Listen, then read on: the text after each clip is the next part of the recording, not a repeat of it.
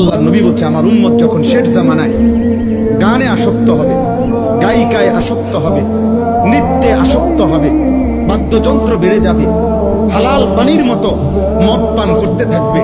আল্লাহ রাসূল সাল্লাল্লাহু আলাইহি ওয়াসাল্লাম বলেছেন ইজা যাহারাতিল কাইনাত ওয়াল মাআজিফ ওয়াস্তাহাল্লাতিল খামরা, আল্লাহ নবী বলেন আমার উম্মতকে তখন মাটিতে ধসিয়ে দেওয়া হবে, পাথরের বৃষ্টি বর্ষণ করা হবে, চেহারা বিকৃত করে। কোনদিন রাত গভীরে এই নাফরমান এমন হতে পারে, আল্লাহ মাফ করে দেন, কোনদিন রাত গভীরে শুইবার পরে ঘুম থেকে, গানের আসর থেকে, বাদ্যের আসরে, মদের আসরে, জুয়ার আসরে, প্রিয় ভাই আমার আল্লাহর কসম মুহাম্মদ আরবি 1450 বছরে মিথ্যা বলে নাই। এই পাপের শাস্তি হিসাবে নবী বলছে চেহারা কোনদিন অচিরেই শেষ জামানায় আমার উম্মতের চেহারা এই গান, বাদ্য, মদ, নেশা, জুয়ার আসক্ত ব্যক্তির চেহারা মানুষের সুরত বদলিয়ে পশু জানোয়ারের আকৃতি হয়ে যাবে।